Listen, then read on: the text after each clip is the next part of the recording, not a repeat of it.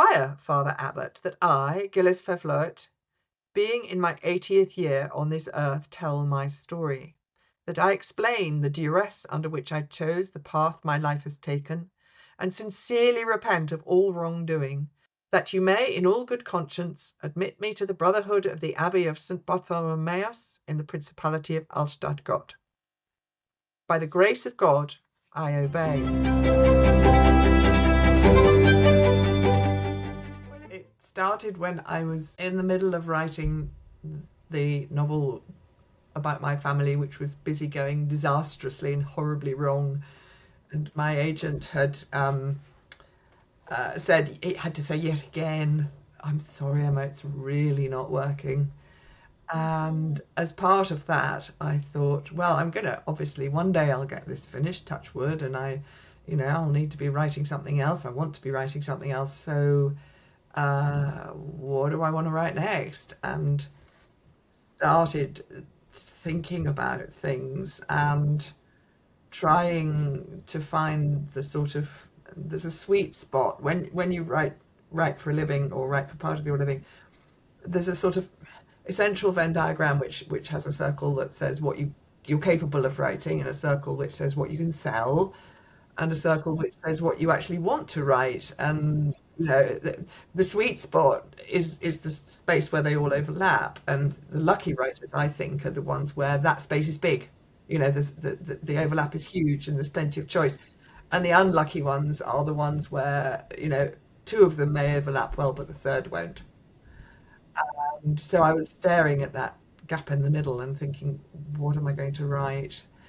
And all and just having little refuges and thinking, well, it's clearly helpful to have what my American editor calls a non-fiction hook for a book. In fact, I think it's essential. You have to be able to show the potential reader, buyer, whatever, something that resonates with them.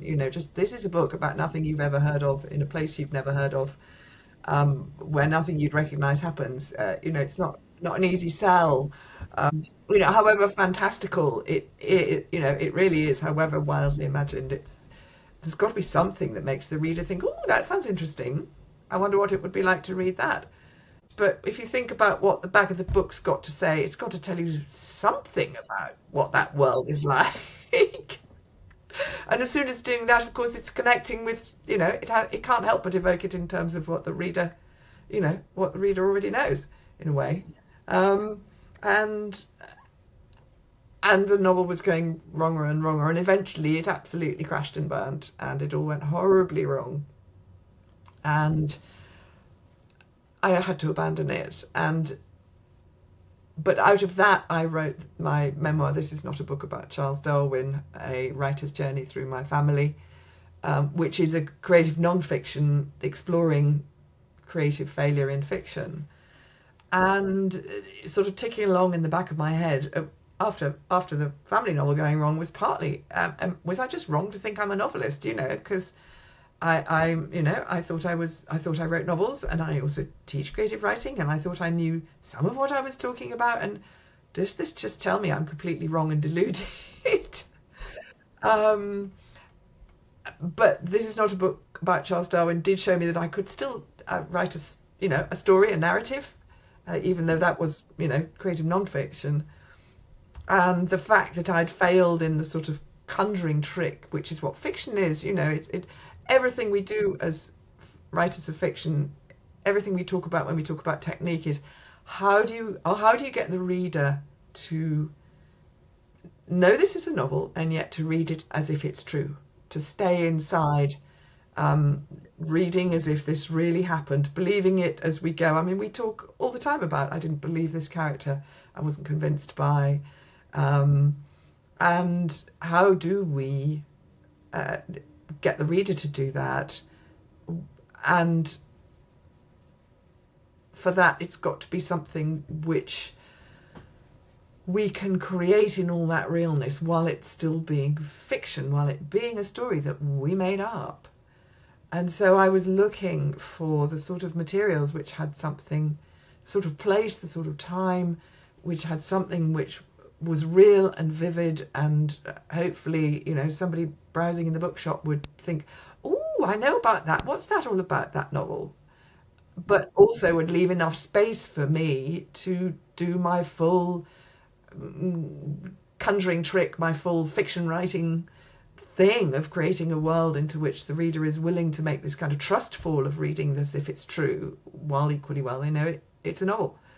And the problem with my family novel, a lot of it was to do with the fact that I had so much data, I had so much material, that I just could not let the material sort of lose its real world tethers and become fiction. There would always seem to be a letter somewhere that said that I couldn't do what my imagination was wanting to do. And so I wanted someone to write a novel about, which had plenty of white space.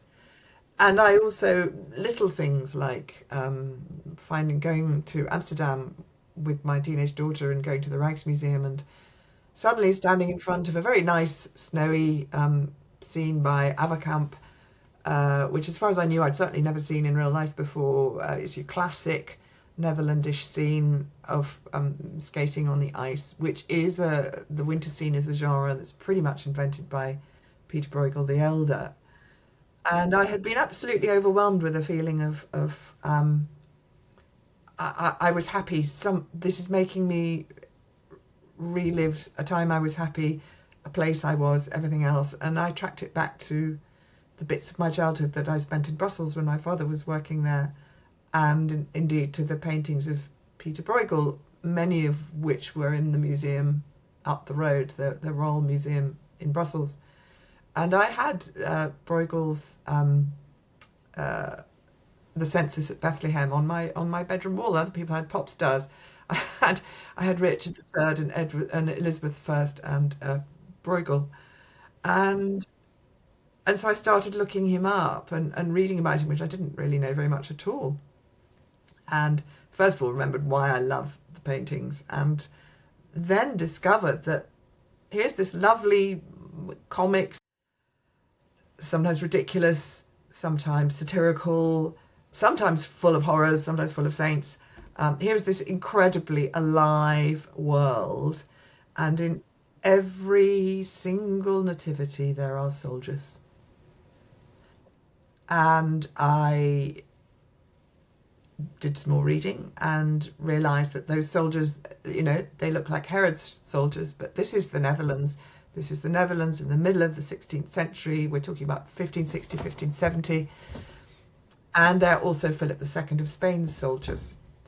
And what's you can never see it quite directly, but it's always there, is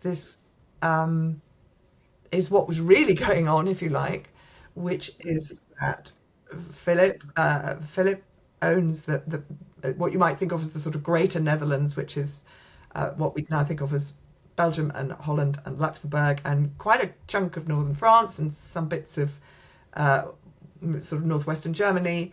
And he owns them as his personal holdings. And he is absolutely, they've got a lot of Protestantism coming in, and he is absolutely devoted to stamping it out. And also, he needs an awful lot of money to keep the rest of his empire from falling apart, because it's costing a fortune. The Spanish crown keeps going bankrupt. And the Netherlands are unbelievably rich. 200 of their largest towns and cities are responsible for 50% of the entire GBT of Europe.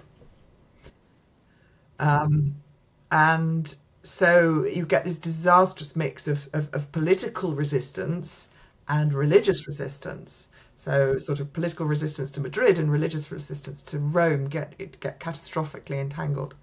And all of this is sort of just off stage in the paintings. And I found that so fascinating. And then, I went on reading, and I found that absolutely the height of Bruegel's career, it's 1566, you get what's called the Beeldenstorm. I don't speak Dutch, so I'm probably pronouncing everything wrong, which was or Storm, or however you would say it, and the art storm, effectively. And 400 cities, towns, and villages in the Low Countries explode into a very organized, revolutionary kind of image smashing, cleansing the churches, getting rid of everything that offends the more reformed Protestant kind of sensibilities, mostly religious imagery, but also all the sort of riches, the brass, the silver, the lace, everything else. And it was very organized, and it had a real philosophy and intention behind it. It also has its kind of ludic, world turned upside down aspects. And I thought, what's that like for a painter who, as far as we know, we don't know very much. It was an Orthodox Catholic. I gather there's nothing in the paintings to say that he has any, strong beliefs that aren't perfectly acceptable to Catholicism, which is the official religion. But what does that feel like to be painting, to be making images when images are so potent for this society that people who hate them have to smash them? And what's that about images? Why is that? I mean, we see this in our own times. You don't report things to the Inquisition anymore, but you know statues get blown up, statues get toppled, um, and so I thought, okay, this is where my story is. This is absolutely where my story is. But I can't write from the inside of Bruegel's head. Nothing of art was not something I managed to do at all at school. I'm a photographer. I do spend quite a lot of time thinking about images in that form, and I'm an art historian more. Okay, that was the academic road I didn't go down. Um, so I kind of moved into the Low Countries and spent a long time digging around. But went there a few times, remembering Brussels a bit from my childhood. But Brussels in the early 2010s was not at all how Brussels was in 1973 when my father started working there. Um, and so it grew out of that. But I wanted a frame story because there's a perspective I wanted to get on my protagonist, who I imagined he's entirely fictional. Again, conveniently, we know very little about Bruegel's workshop or his working practices or anything like that. We only have the paintings. He was enormously admired in his day, um, and he founded this a small dynasty of little two sons and some grandchildren.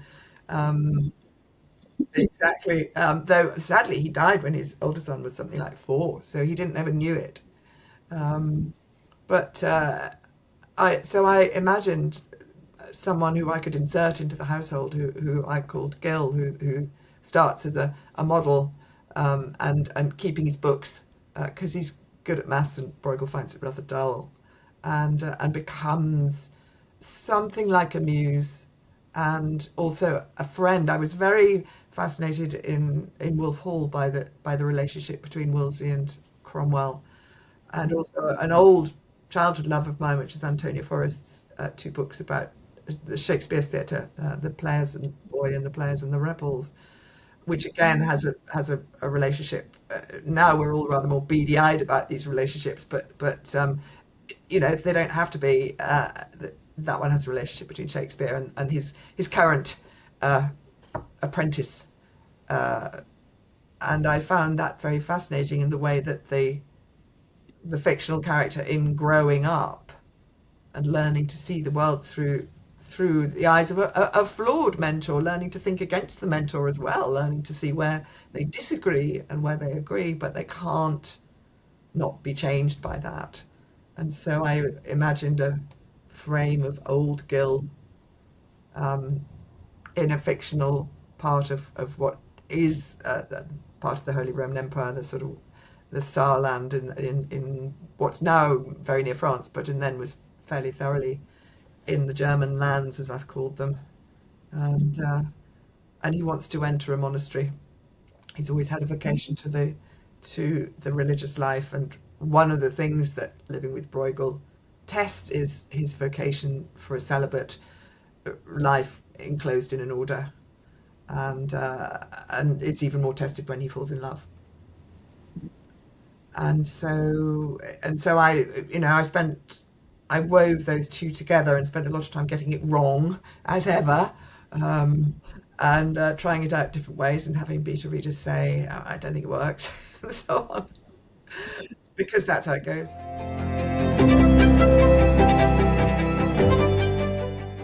Gil went closer. The man had drawn a boy, doubled over, his stockings falling, struggling for breath. The man dipped his pen again, drew a fine line along below the figure, and, as if he'd conjured it by necromancy, the rough turf that ran down the side of the cobbled towpath was suddenly there, on the page, every jink and tuft. And on the tail of the page, as if he'd turned the book, there was another figure, the same figure, Gil, sitting on a wall with his back to the bridge post, hugging his knees wearily, eyes half open and mind elsewhere. The man looked up. "Thank you." "For what? I've done nothing." He grinned. "For not kicking my work and my ink and me into the canal." "Does that happen?" "Not often, but sometimes, especially when they're drunk or committing a crime." "Why do you draw drunkards or criminals?" "Because they're men, and men get drunk, and so do women, and they're proud and wrathful, and they fornicate, so I need them for my pictures."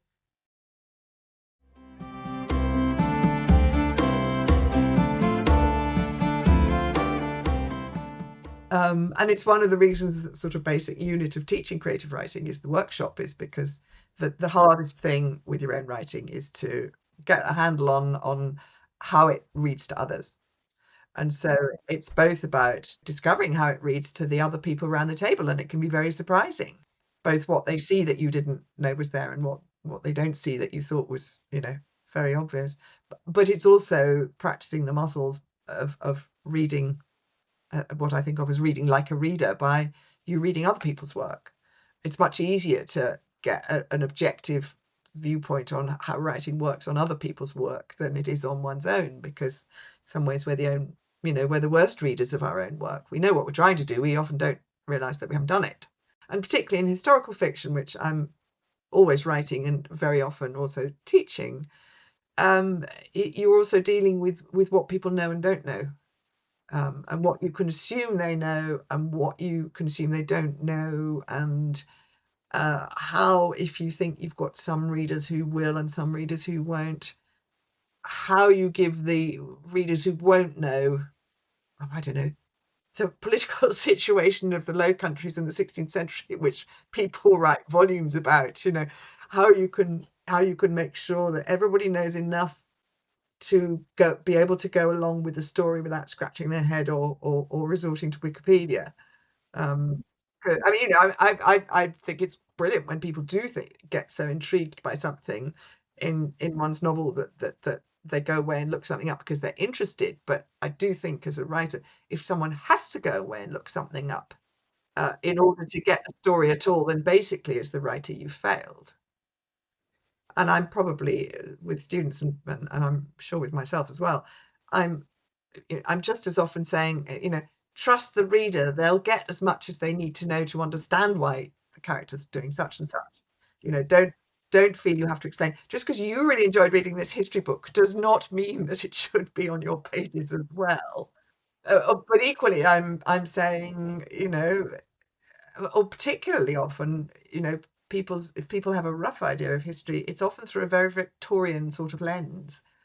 And they'll assume that the attitude, for instance, towards women's sexuality in the 17th century is a kind of Victorian angel of the house view, and of course it's completely different. I mean, it's no less misogynistic, in fact, often more, but it's a completely different kind of misogyny, if you like. And you have to not only get that right in your novel, because otherwise the people who know won't believe you, and also because we all read fiction for the sting of the surprising and the new and the unexpected. So you have to get it right in the novel, but you also have to convince the people who think you've got it wrong. So I spend a lot of time, helping people and working for myself on how it's about the reader making the trust fall into the fiction. You have to make them feel I trust you. I'm going with you. But the other thing is, we are writing a novel for readers now. I think what in a funny way, it's a bit, and this is not my own idea. This is actually from someone with an excellent bit of academic work, which I was reading quite recently, and I haven't cleared it with them, so I won't reference it. But it's about this question of when we're writing the past. It's a bit like translating from one language into another. If you're translating, I don't know, German for English readers, you need to know both German and English, and you can be as faithful to and literal to the German as you like, but if you want English readers to read it, it's going to have to read well in English, if you see what I mean. So as the writer of fiction, you have to keep one foot on each bank. It is like time traveling, and you have to make sense of both. And there are times when a historian is, getting very anxious, saying, yes, but they didn't talk like that. Well, no, I know they didn't talk like that, but for a start, all my people are all talking Flemish and Dutch and German and Latin and all sorts. So you're already in the land of fiction. So really, getting often getting too worried about exactly what size the cartwheels were. But we're always in the business of making it feel real, not being real. And obviously, drawing on the real stuff is absolutely central to that. And if a lot of your readers don't feel that it's the real stuff, then you're not doing it right. But if it is the real stuff and they're not feeling it, then you're not writing it right. You've got to feel it, and in the end, it's going to feel right for you. Hopefully, it'll feel right for the author. It's going to you hope feel right. It's going to feel right for the readers you're imagining reading it. But Dickens thought when he wrote Tale of Two Cities that he was evoking late 18th century France. To us, Tale of Two Cities sounds awfully like the rest of Dickens. They don't read like fiction written at the time they're set, and equally they don't read like fiction. Dickens's Paris and Tale of Two Cities is not Hilary Mantel's Paris in a Place of Greater Safety, though they're both great, great books. We're always writing as much for the readers of our time as we are writing. We're not writing things that anybody would mistake for a dug up manuscript from, in my case, 1560. It's not possible to do it anyway, and if you did, it wouldn't make a very good novel. Well, that's what I think anyway. But one could argue it all forever.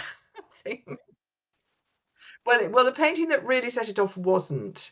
It was this Avercamp, but that one's lovely. That's this is maybe a bit complicated for the podcast, but that one that you've got, which is the one that Avercamp is referencing, if you see what I mean, saying this is where it all started.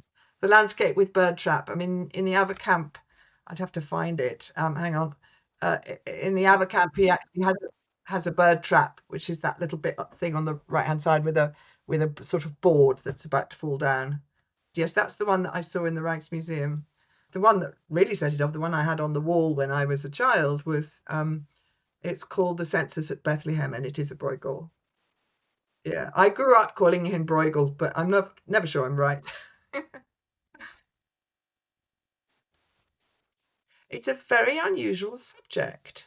There aren't very. I didn't realize this till I was reading the art history about Bruegel, and there are actually it's endless nativities, obviously, and adorations and things, but there's actually very few images of their arrival in Bethlehem, and I just adore it. And as very often with Bruegel, the central point of it, which is Mary on the donkey and Joseph leading it, they're so small in the whole village, doing its villagey thing, everybody crowding in to pay their taxes, and it's very humane. He can be very satirical, but then most of us deserve to be satirized sometimes. And when you get to know the sort of trajectory of his work, the people get bigger and bigger. They get more and more solid, and it's as if he gets more and more interested in that. And he moved away from some of the wonderful earlier pictures, which are these wonderful sort of jewel-like landscapes. He was partly trained by, he was apprenticed to a couple, Peter Cook, who was a printer, and his wife, um, who was a miniaturist, and so those beautiful sort of miniature landscape. I mean, they're not necessarily miniature in size, so they're not huge, but extraordinary detail of sort of mountains and trees and things, and you can see that. But as his painting develops, the people get to be a larger and larger picture until you get things like the village wedding, where they're absolutely full of these swirling, stamping figures with great heft and presence. Yeah, there's one called the village wedding and one called the peasant dance. It depends. The titles vary because I think mostly we don't know what he would have called them, so they've acquired them. Well, actually, well, that's one of them, and then the other one is which is called the wedding dance. That's the one which has a very important role in the novel, actually. It's lovely, isn't it? Well, I mean, I had a lovely time once I realised that the way to do it was to put a fictional character into Bruegel's life, and that he was going to be a model. And Bruegel reuses the same faces over and over again. You can see there was a models fair in Antwerp where you could go down and hire it, because Antwerp is one of the biggest, richest, most productive cities in Europe. It's really only rivaled by Paris and perhaps Venice. And so they have a massive art industry. But Bruegel doesn't usually go down to the models fair. He uses the same faces over and over again. So what I did was I sat down with my big book of Bruegel, which was there's a relatively recent catalogue raisonné by selling, and worked my way through and found a face that kept cropping up. And occasionally I firmly decided that this face was the same one. And so I knew which paintings Gill was important in. And of course, there are lots of Bruegel paintings which are absolutely full of little figures, and an experienced model could pop on a coat and find the right pose and present a lot of them, or sometimes when it's kind of some of his ghastly paintings of hell and things like that, or people going to hell. There's an extraordinary one called Mad Griet, which is incredibly bleak, which reminds you of what he knew either by report or by experience. And quite often he'd be taking his clothes off and being a kind of body being banished to hell or something. It's called various things, Dulle Griet or Mad Griet, and Griet, I think, being a short form of Margaret or Margreta. Or it's extraordinary, isn't it? And they sort of those ones sit kind of halfway between these the people and his most kind of Hieronymus Bosch mad fantasies. Yeah, Bosch is about 100 years earlier and is as bizarre today as you could imagine. Quite extraordinary. And yeah, oh, it's very direct. It's almost a sort of homage, except he does take them further. And again, this, I mean, it was this sort of thing too that made me think, what's going on when we look at images? Because this staring at that, people, I mean, I'm not a particular kind of horror fan, and I'm not hugely into sort of surrealism stuff, but I have friends who hugely are. And I started thinking, what's going on when someone looks at something like this and can't look away? And somehow it feels like the dark inversion of somebody looking at a religious image and wanting to, you know, be absorbed and contemplate, if you like, to be in that transcendent moment. And this, looking at this kind of thing, is I couldn't help feeling that there's the same kind of human wiring involved, even though it's sort of to a completely opposite end.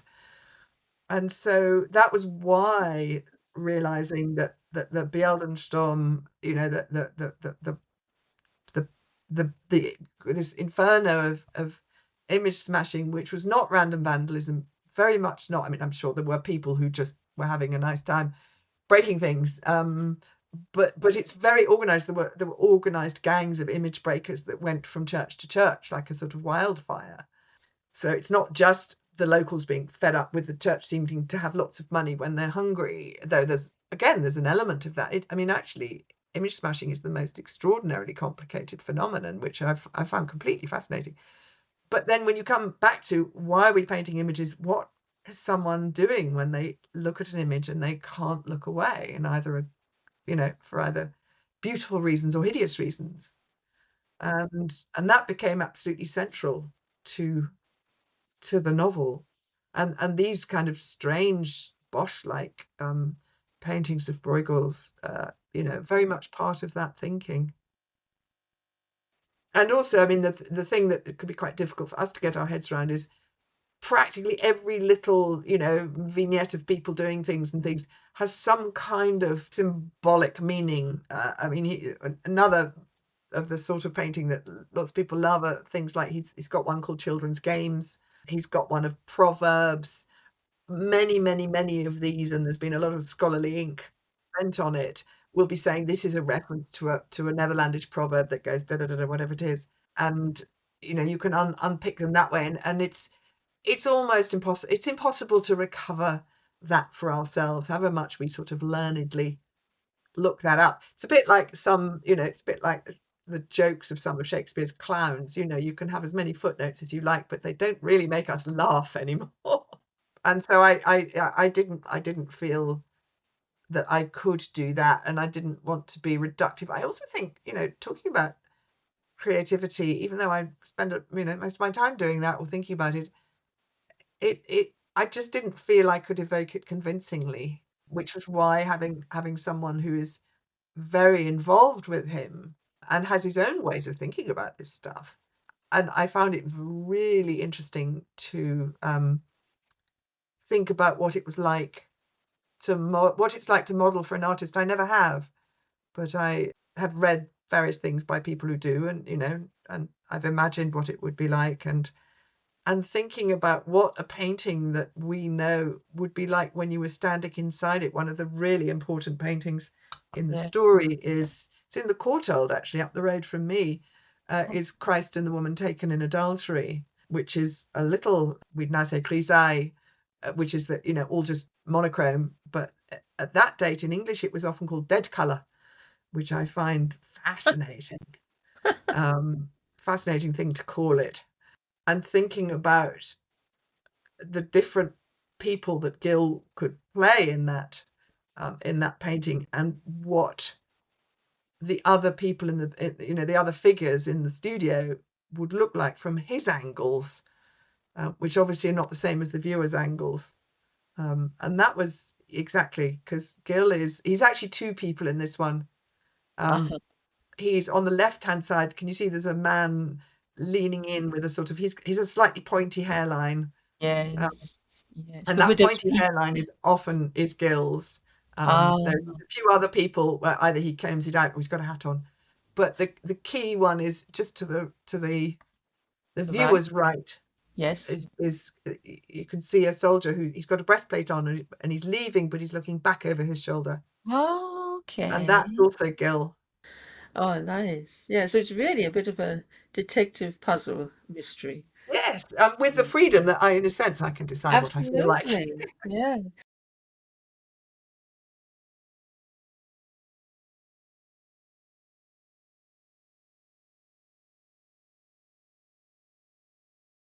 So he's arrived from having been away because he's been in trouble with the Inquisition, and he's had to leave Bruegel for a bit so that he won't contaminate it. But he's come back, and he finds Bruegel trying to get Bruegel's wife's servant, who's called Dorothea, and she's posing for the woman.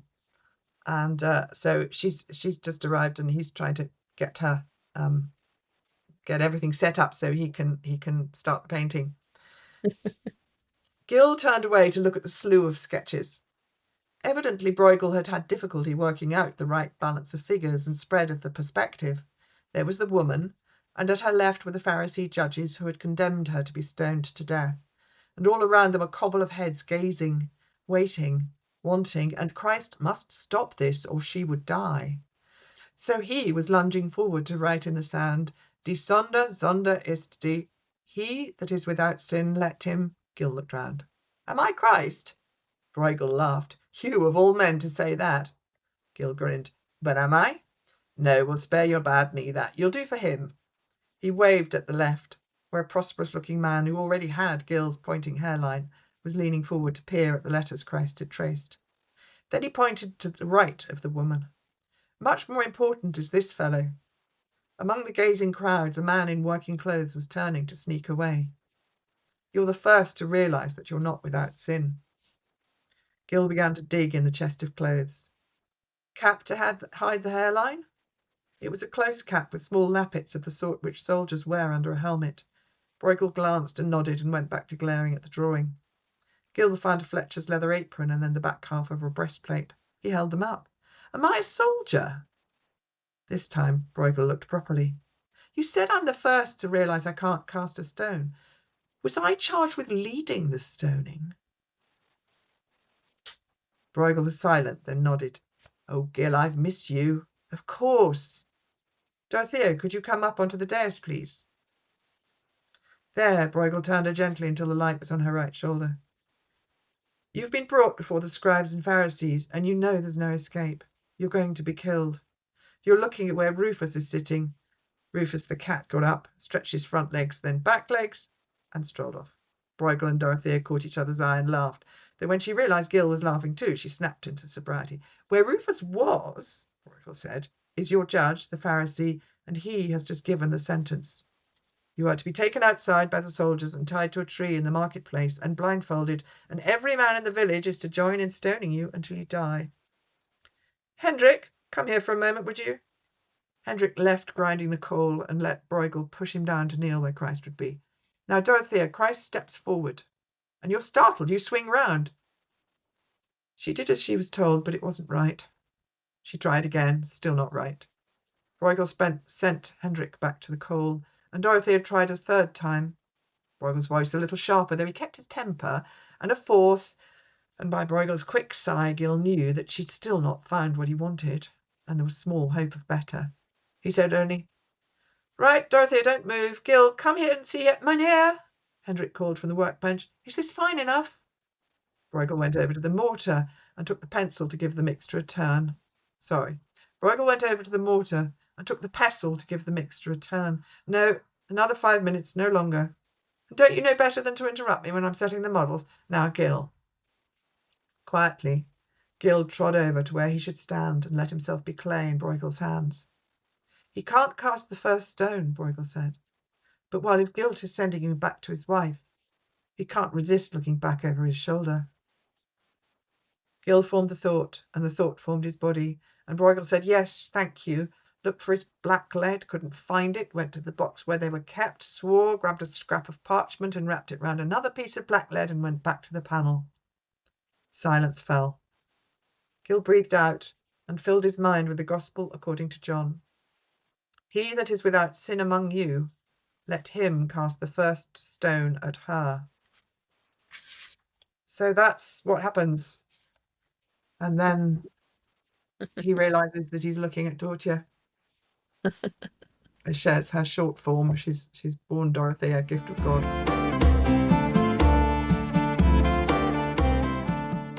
He's got another one, which is it's in a National Trust house up in somewhere in the home counties, of the death of the Virgin, which is similar.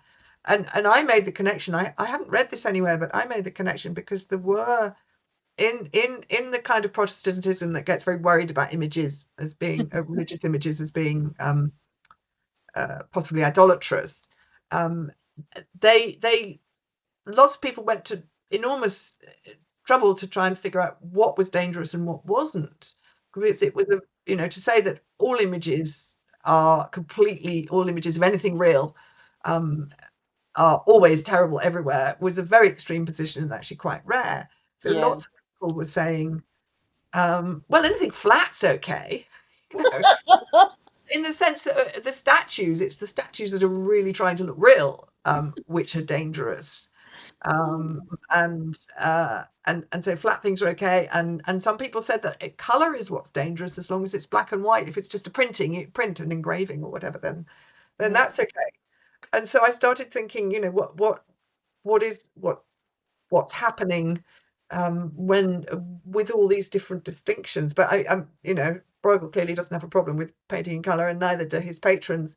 So I think it's more something about the simplicity of it. I mean, speaking as a photographer, we still take photographs in black and white. Oh, Um, yes. you know, Yeah. and until really quite recently, monochrome went on being the art medium when color had completely taken over the sort of reproduction side of things, as it were. Yeah, Um, yeah. so it's But this very also interesting. to me looks like a study in chiaroscuro. It's a study Yes, of light and yeah, shadow, and yeah. I wonder if perhaps he may have planned a color version, but we will I never don't know. know. It would be interesting to Might think. I not. think you're absolutely bang on. It's one of the early ones where the bodies there's relatively few bodies, and those that are there have this considerable presence. That's the full frame. The whole thing. I was just in the courtyard the other day and went and said hello to it again. The whole thing is only, oh, I don't know, less than 2 feet wide. It's not at all Yeah. big. I think Yes. also it's chiaroscuro. He had been to Italy, and the Northern Renaissance is a completely independent development. It is not a child of the Italian Renaissance No, at no. all. But obviously, there's tremendous feed between the two. Well, Um, it's always interesting to remember that it was a Flemish artist he's sort of pivotal in the use of oil paints that yeah, then absolutely. became Yes. Italian. You know, we sort of it's easy to lose track of the Yeah. No, it was timeline. Flemish artists, partly because canvas and fresco and water paint and stuff are just fine somewhere dry like Italy, but it does not work in the Yeah, Low Countries. And you so need to find the alternative. yeah, Yeah, so yeah, so yeah, painting in oils. Yeah, no, it was a Northern Renaissance development that the yeah. Italians took up. Very interesting. Um, So and there's but I think quite so there's much also something. exchange, But you know, and yeah, I'm thinking of Rubens as well in a yes, sense. yes, yes. And this is where art is crossing over with politics at a certain point Yes, again. very much so. And Rubens is very much. I did look at him when I was looking at the whole of the 16th and 17th century. We say Dutch art, but by Rubens we've had the division into the Dutch Republic and the southern Netherlands, which are still the Spanish Netherlands for a bit. They're going to become the Austrian Netherlands quite soon. Um, and if I've got my dates right, but he's very much a product of the what always used to get called the Counter Reformation, and now we tend to call it the Catholic Reformation, because there's a whole root and branch thing going on within the church as well. Um, and he's very much Baroque, and you can see with Bruegel. I mean, Rubens is he's the first half of the 17th century, isn't he? So Bruegel is 30, 40 years earlier, but you can Yes. see that they've got their common roots. One of his very major canvases, which is in the book, which is it variably gets called Christ Carrying the Cross, and or the procession. I think it's called the Procession to Calvary sometimes, and that was explicitly commissioned. It's one of the ones we know a certain amount about by as a tribute to Van Eyck, Ah, and yeah. you can see it in the figures in the front. You can see that he is channeling that while also doing his wonderful kind of busy 16th century Netherlands thing. In Most people aren't noticing. The world is rolling on, and that's the one, and some people watching, and all sorts of things going on, and somewhere in the back is the thing that the painting's all about. And it's also interesting because it's another. The novel takes place over about 4 years, sort of plumb in the middle of Bruegel's development, and you can see the sort of beautiful blue landscapes and the detailing that he's been doing as part of his mature work for a long time now. But the front figures are gradually consolidating, and Gil sits for various of these. There he is. Yes. Um, You think Gil is sitting in for Christ at this point? I don't think he is. Well, I didn't plan it so. He's well, he's two people that I put in. I mean, he could obviously have been a handy person to have his back to I nearly said the camera. That shows you. Um, Wearing a different. The two that he definitely is at the front. He's St. Actually, John supporting the Virgin. You can see his yeah. pointy hairline. and then it's a little bit difficult to spot, but if Let's you go and see. go sort of if you look at his pointy hairlined head and go left, um, you can Hmm. see a chap in pink tights. It's called the Procession to Calvary. That's the one. If you look at the figures at the front, and you can see Gil with his pointy hairline and his red hair. I've always found it slightly odd because there's such an abrupt. There's these big foreground figures, and then there's a bit of a kind of separation, and then you get the world war going on. But Style seems yeah. different. Well, this is what's interesting is the dresses on Mary Magdalene and Mary Cleophas are very old fashioned. They're like 150 years out of date. They're Van Eyck date clothes, completely deliberate, and we know that. Beautiful Significant. drapery, Yeah. but it would be like painting one of these nowadays and putting the front figures in Victorian clothes when everybody else is wearing jeans and trainers. Yes. And because it's an absolutely and you might do that now if you dress people to look like an incredibly famous pre-Raphaelite picture, say. It's that sort of overt homage Yes. picture that you can kind of assume an awful lot of people know. And then That if you go sideways, can you see just above where people are running around, more or less in the middle of the picture? There's a guy in yellow trousers and a green cloak, and he's looking at the chap who's just walking past with the pink jacket on. And Gil is that's also Gil in my story. This is all completely invented. You can't yeah. see his point hairline because he's got a cap on. But this is where he's basically leering at the guy in the pink jacket. This is one of the places where Gil suddenly thinks about what is it like to feel desire for something forbidden. Because this is one of the many parts of European history which is um, peak persecution uh, of sodomy, which effectively, suggests persecution of male homosexuality. And Gil's brother is gay, or I use that term loosely because obviously it's very, very difficult to fit our modern Yeah. sexuality onto the past. And so it's one of the moments, and it does seem to me that there's some kind of connection between feeling desire for something you're not supposed to have and wanting to destroy the thing that makes you feel like that. Again, back to the painting bashing. Exactly. Back to the painting, and it's modeling for this when Bruegel's saying, okay, so somebody rather dishy just walked past you and you swing around to watch him. Mm. Because what Gill in a way is an actor. So he puts that thought in his head and he does the move, and then he's got it, and then Bruegel says, yep, and gets Stop there. painting. Yeah. And so Gills just stands there in the pose. He's just very good at standing still. That's what Yeah. first Bruegel to using him. And he starts thinking, yeah, what would it be like? Because he doesn't suffer that problem. He's heterosexual and have hang-ups about, he knows that if he wants to be a priest, he's not allowed to go to bed with women. But well, then he thinks, okay, yeah, I understand that. When he Yeah. falls in love, of course, it all gets rather more difficult. But he's unfazed by the desires of the flesh. He just knows that some people can have them and some people choose to not. But the idea that you might have them for something which you're actively told is wrong and sinful and bad and all the rest of it. So there's a connection between that, and I see a connection between that and people smashing powerful images. Yes, absolutely. Yeah. And Um, there's this, I'm just looking at it now, there's this triangular structure.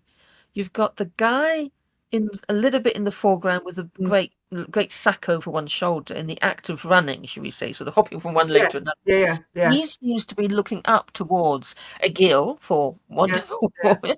And then yeah, you've got, yeah, and Gill is looking, yes, maybe he's looking at the guy in the pink jacket or at the yeah, woman nearly yeah. opposite, across I them to the, I think he's in the novel he's been instructed to look at the guy in the pink jacket yeah, at the yeah, bottom. yeah, yeah. I think he's admiring a nice And arse. then you've got the guy on the white horse. Yeah, He's looking back yeah. as I well. And love then the you've got, expression on the horse's face is just brilliant. oh, it's lovely, isn't it? I've Adore it. seen one similar. There's another, and I think it's actually a medieval Yeah, illumination, and that's some of the expressions. That's so yeah. Just wonderful. Oh brilliant. no, I Yeah. know what it is. It's the dragon in one of the Saint George and the Dragon Yes, paintings. And he just yes, looks absolutely, dude, what are we doing this seriously? You know, yes, yes. Oh, Yeah. perfect. But there's this interesting triangular formation Yes, going on. yes. I mean, one of the things I find extraordinary, and it's because he's a genius, is that, when you first look at these, particularly these very busy paintings with lots and lots of little figures, and they look sort of messy. And then when you look, actually, the There's a way that what's happening, your eye is led from one to another, one oh yes, episode to another. yep. The guy with the yellow trousers, I think, is looking at the guy with the pink jacket with the nice bum, but they're also looking at a woman, or I think it's a man and a woman. The man looks like he's being arrested by the guy with stripy legs. And then there's a whole bunch of villagers Oh looking at them. yes, And he's then got your a eye goes eye. up to the bridge where the soldiers are. The soldiers in red are soldiers of the government forces. So Yeah. they're there again, and which there would be, the security picking up It's pickpockets if nothing else, and making sure there isn't a riot. so we've got Bruegel referencing Van Eyck in the Yeah, foreground. He's yeah, placed the Virgin right at the foreground. yeah. Then we have all of this set in contemporary. Yes, yeah. What is being crucified here? Is it really more political than anything else? Well, I mean, this is the thing, you can take it many ways. I think Yeah. overtly, he's just saying, and he does say actually in the book, he talks about the fact, I put my Bible in the land that we all know. And admittedly, this is a bit hillier than round Antwerp. In fact, significantly hillier than round Antwerp. But these are the people I know. This is, these things happen in our world. Yes. And it's not because he's unsophisticated and doesn't know that it all happened in Palestine 1500 years ago. It's not that. To me, it's actually very sophisticated because it is absolutely recognizing that you can read this thing as two things at once. Oh, absolutely. Yeah. It's Yeah. this world and it's that world. Yes. And Maybe three ways, maybe four ways. yeah, There's all kinds and of. and for Bruegel, it is not, he's not about literal truth, and literal truth, is very simple-minded compared to.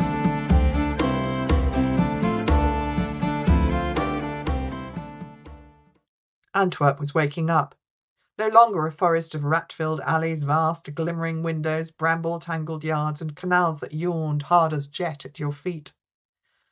They passed servants emptying the night soil and sleepily sweeping front steps, shop counters being stacked with pots and books and lacings and cuts of meat, a mass goer or two, and clusters of children idling and scrapping their way towards school. In a street tucked behind a tall church, Bruegel led the way to a narrow house and opened the door. "Gertrude, we've a guest for breakfast." Past the foot of a staircase, in a back room, a woman was beating dough in a bowl. "He's hungry," said Bruegel. Gil pulled off his cap and made his bow. "Gracious Mary," she said, flinging a cloth over her bowl and wiping her hands on her apron. "You look as if you'd lost in Antwerp, pound and found a Brabant groat. Come on, then, unless you want to wash first. And you'll be hungry too, Pete, I'll be bound."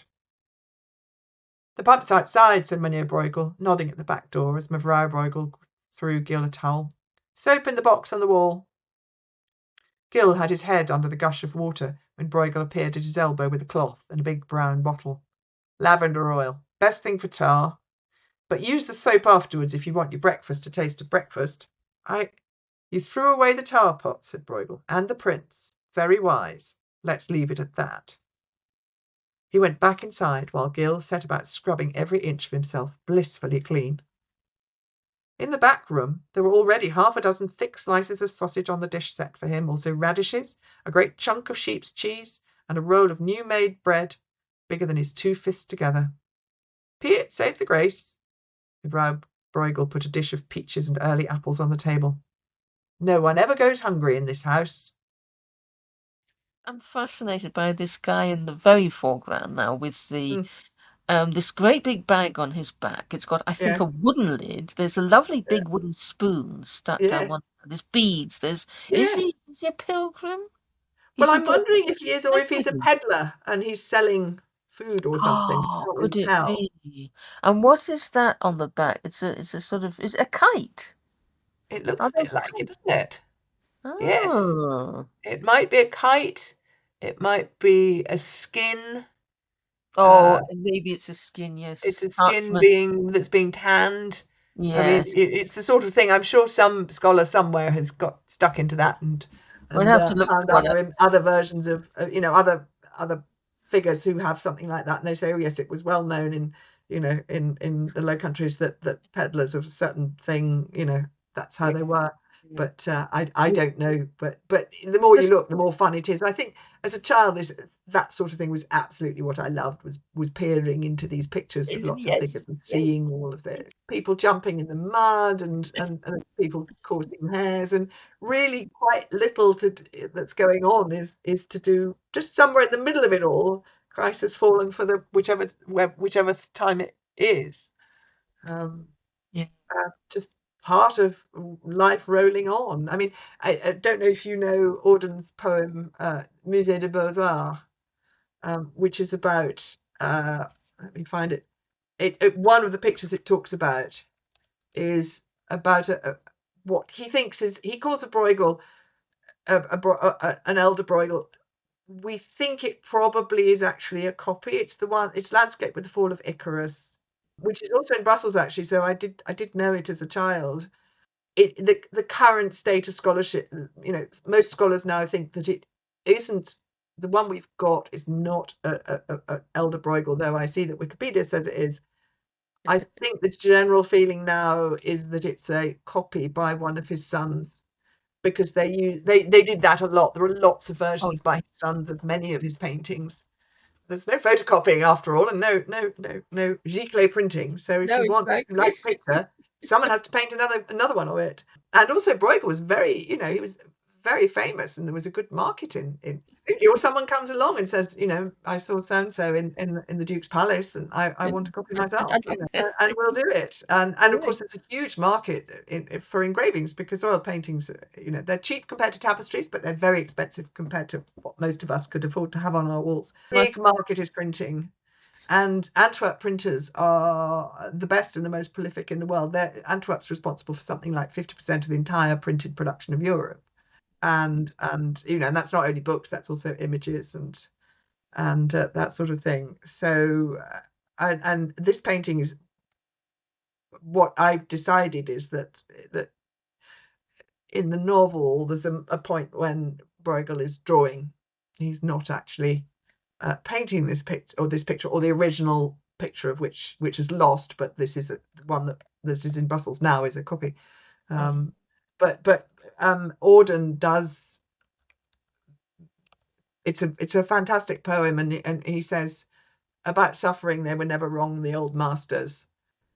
Yeah. I think this is by one of his sons. This is a copy, but he says about suffering, they were never wrong, the old masters. This is Auden. How well they understood its human position, how it takes place while someone else is eating or opening a window or just walking dully along.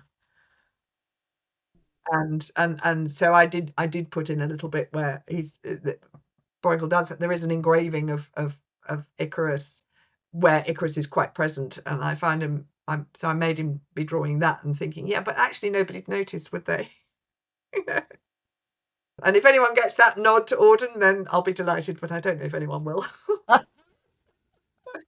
They will actually. This is a very famous picture, and it's one of Auden's It great is. Yeah. poems. It's kind of very typical of Bruegel the Elder that he would have Icarus already struggling in the sea rather than. Yes, I mean that's one of the things that makes me think, even if this one is, the hand that painted it was one of his sons long after he was dead. This is the idea is extremely Bruegel, which is, this stuff is going along while people are ploughing and staring at the sky, and he says something about, yeah, the bottom in Bruegel's Icarus, for instance, how everything turns away quite leisurely from the disaster. The ploughman may have heard the splash, the forsaken cry, but for him it was not an important failure. The sun shone as it had to on the white legs disappearing into the green water, and the expensive, delicate ship that must have seen something amazing, a boy falling out of the sky, had somewhere to get to and sailed calmly on.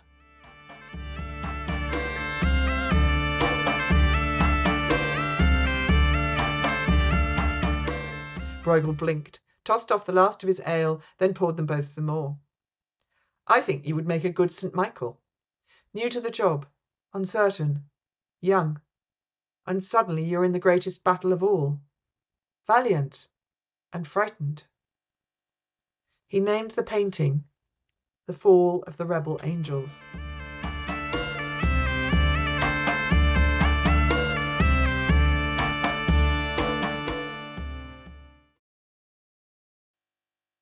Going back to the procession to Calvary, the Christ carrying the cross, there's another one a bit like that, which is the Sermon of St. John the Baptist, where again, John the Baptist is kind of far away at the back. You could miss him in 2 seconds if you didn't know the title. And yeah, again, everybody's just trundling along. This is quite late. And there he is right at the back. I mean, the painting points to him more because it's more It cramped does, and yes. crowded, this one. It's fuller of people. It is Yeah. later. It's a couple of years later, I think, as far as we know. Okay. And he can't resist putting one of his beautiful little blue landscapes. When you look at this as the way his painting's developing, it seems to me that it's his choice that the bodies are getting bigger and more weighty and have more presence.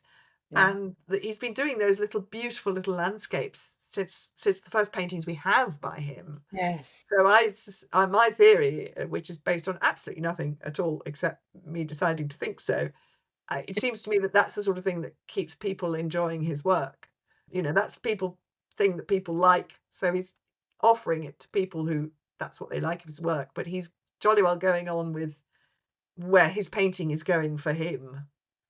Well, like With these, many artists, he is a storyteller.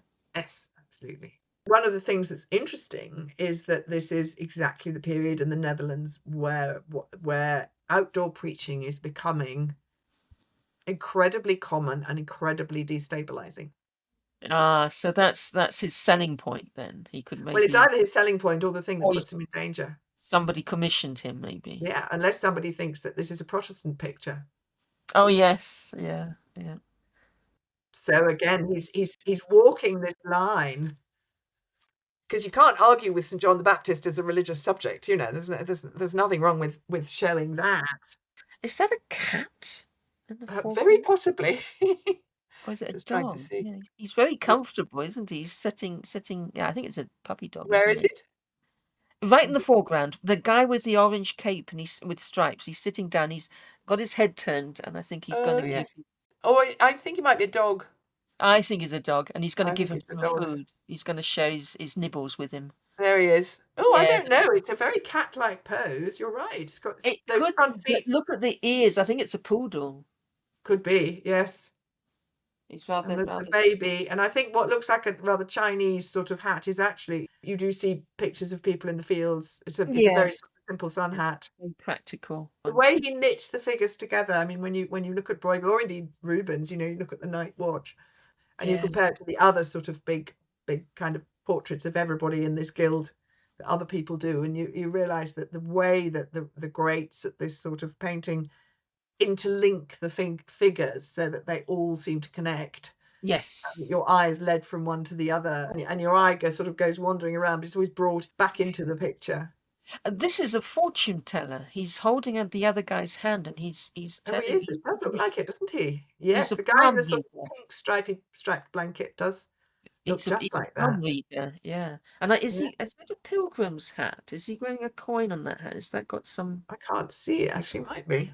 You have to go in a bit closer. You Yeah. have to go and do the real thing. You That's do a have to go and see coin. the real things. Yeah. I was just at the courtyard and I went because they've got the woman taken in adultery and a lovely one, which is the flight into Egypt, which is very much the Bruegel of the beautiful mountain landscape. And I went up and said hello to it. And again, it's not at all big, a bit more than a foot wide, something like that. And I saw some little figures in there that I've never seen before. And I have Yes. pored over that picture in a very good quality reproduction in the book. And I've been to see it in the courtyard and I had never noticed them before. And you just have to, and of course then because the book's gone to print, Oh. I was like, why didn't I get that in? Which is this terrible impulse that one has, and it's almost never a good idea. It's one's non-fictional desire to put in one's lovely material, and Yes. they become darlings in the writerly, murder your darling sense. And you just have to not Yeah. start ringing your editor and saying, could I possibly? Only if you really want him to tear all his hair out. Yeah, yeah, absolutely. The